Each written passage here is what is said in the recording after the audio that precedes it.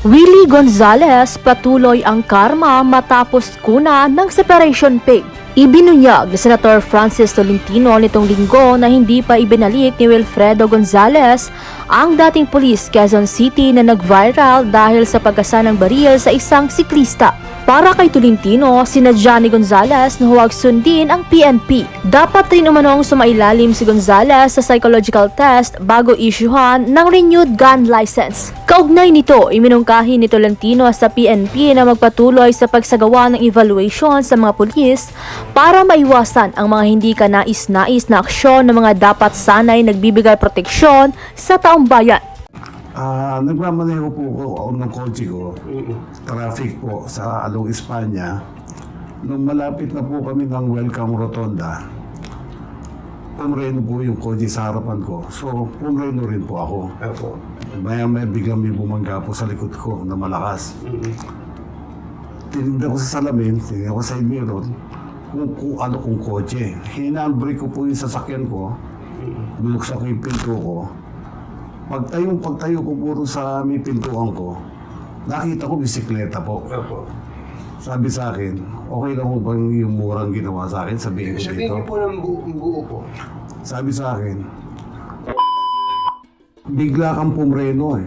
Kung hindi ka ba naman gago eh. Sabi sa akin. Sabi, dinerte finger ako. Oh, sabi sa akin ganon. Sabi ko, ikaw ang gago. Sabi ko, ikaw ang bumangga sa akin. Bigla ka pumreno, gago ka yan. Tapos sinuntok ko yung kotse ko nung nakagwantes po siya nung may mga knuckles. Pang motor, sinuntok ko, UP po yung kotse ko. So kaya na UP yung ibabaw? UP po, UP ibabaw, okay. So, ginawa ko, lalapitan ko, tumakbo. Nagpasikot-sikot po siya sa mga sasakyan. Tapos, dumigon pa ng huli. Umabol ka kung kaya mo. Sabi sa akin, naka-dirty finger na naman. Nakabukas bintana niyo nun, kaya naririnig ko. Opo. Di ginawa ko po, nag-isip ako kung hahabulin ko kasi siyempre galing ako sa operasyon. Sabi ko, ano to, baka away pa to. Nag-isip po ako, pero nung may tumabi ko sa aking kotse, sabi niya, yung sumuntok ng kotse mo, nandun sa Quezon Avenue, hindi dyan sa E. Rodriguez. Dahil sa Kasi Welcome pasala Rotonda, po. pakanan yung E. Rodriguez, padiretso yung... Opo. Quezon Avenue, okay po, sige po. Ginawa ko po, binagtas ko po yung Quezon Avenue, hinahanap-hanap ko. Hanggang nakita ko po siya, palinga-linga rin. Tinabihan ko po gano'n, sabi ko, tabi mo. Mag-usap tayo, tabi mo. Binangga mo ako, sinuntok mo yung kotse ko. Sabi sa akin, ulul. Sabi sa akin gano'n.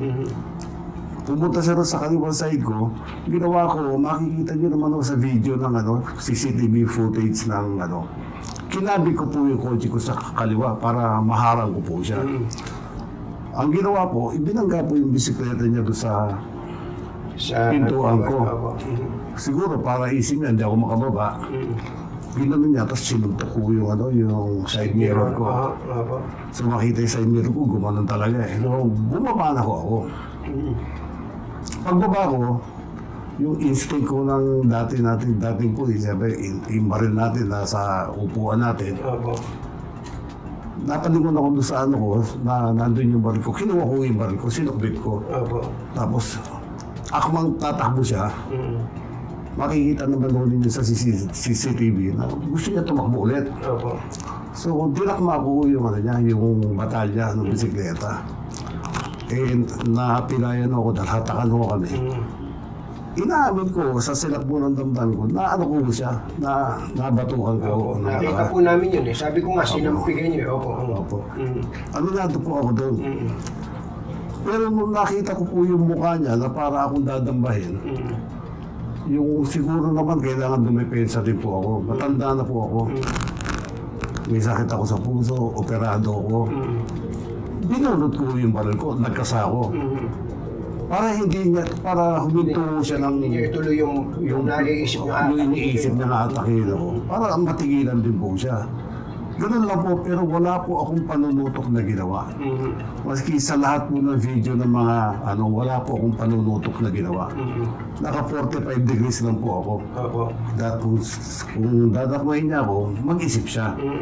Huminto siya, di ba? Opo. So, doon lang po kasi yung video na nakita namin eh. Opo. Nagkasa kayo, tapos parang natigil na. Anong oras po ba na yun? Ano yung kasunod na pangyayari na hindi nakuha na ng video? Paano nyo po siya nadala sa police station o paano ba kayo nakarating sa police station? Nagpatawag po ako ng mobile. Meron nung mga boy-boy doon na nakatambay. Opo. Sabi ko, pakisuyo naman, may mobile tayo sa Welcome Rotonda. Pakitawag lang, retiradong pulis ako, sabi ko. So, dumaya-maya, dumating naman yung mobile. Opo. Tapos nagpakilala rin ako. Tapos sabi ko, dalhin nyo kami sa istasyon. Ito yung bumangga sa akin, sumuntok, at bumangga ulit yung sasakyan ko. O sige sir, punta ko tayo sa istasyon. Pero pansamantala, sa traffic sector po tayo. Opo. Punta po kami ng traffic sector 4. Tapos hanggang sa Laysay po kami. Tapos hiningan po ako ng job estimate. Siyempre, wala po akong maibibigay kada job estimate. Opo. Tinawagan ko po yung anak kong metalya. Sabi ng anak ko, sila lumalaro yan kung ikakasama. Mga 12 to 15,000 yan, daddy. Sabi niya. Naririnig ko niya. Sabi niya, kaya gano'n, tatawa-tawa. Sabi ko sa anak ko, hayaan mo lang tumawa-tawa. Sabi ko, hayaan mo lang. Ganun po. May tinawagan po siya. Parang otoridad o okay lang ho ba sabihin niyo? Opo, sige po. Parang asosasyon ng brotherhood, yung uso ngayon, yung Eagles. Opo. May tinawagan siya. Naririnig namin nung ibang pulis na sabi niya, hindi kasi hinarang ako eh. May baril. Tinutukan ako. Okay lang ba sabihin ko, gano'n, tinutukan ako. Sabi siguro nung kausap niya sa nagbabayad ka pala, sabihin mo di ba? Baka ako gano'n yung turo. Hanggang sa pumasok siguro sa isipan niya, hindi, tinutukan mo ako eh. Sabi ko, wala sa video niyan, panunutok. Bumunot ako, inasahan kita kasi patanda na ako, operado ako. Tapos, yung akto mo kasi, yung mata mo nalilisik.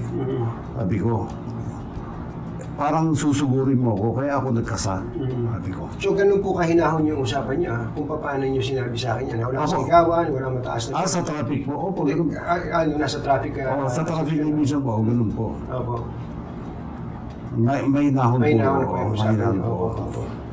Pagkatapos po, meron po kasing sinasabi, si Attorney Raymond Fortun, na isa ring siklista, and apparently, siya yung gustong mag-represent dito po sa siklista po na to, na pinuwersa niyo raw po itong siklista na pumirma ng isang kasunduan para kayo parang lumitaw na kayo nagkapatawaran. Ano po ba totoo? Pinuwersa niyo ba ito? Kinalagkad niyo ba ito? Papunta sa... Wala pong katotohanan po lahat yun. Yun nga yung mga sinasabi ni Attorney Fortun, masyado pong puno ng kasinungalingan. Masyado pong naapektuhan ako at ang pamilya ko. Wala pong nangyaring pilitan. Ang katunayan po niyan, may video po ang Station 11 doon sa investigation room.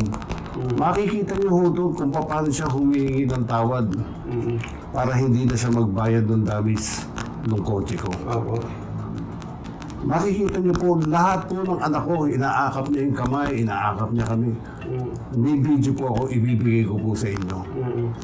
Paano po niya sasabihin na pinilit, pinwersa o ano? Maski yung mga pulis po, na na-offend po doon sa statement ni Atty. Fortun. In fact, willing nga po silang mag-affidavit eh. Sa kung ano ang nangyari. Sa kung ano ang talagang tunay na nangyari. Opo. Wala pong pilitan, wala pong nanakot. Usang loob po kaming gumawa ng pumirma kami pareho. Nilagay po namin yung cellphone number namin pareho. Ganun lang po, kasimple. Meron po ba siyang binayaran nung oras na yun? Ang yung sa bayad po, naglabas po siya ng 800. Opo. Sabi niya, may 800 ako dito, sir. Sabi niya, baka pwede pong kunin ko yung 200 pang kain ko. Ito pong 600, ibayad ko muna sa inyo. Sabi ko, wag. Hindi ko tatanggapin yan.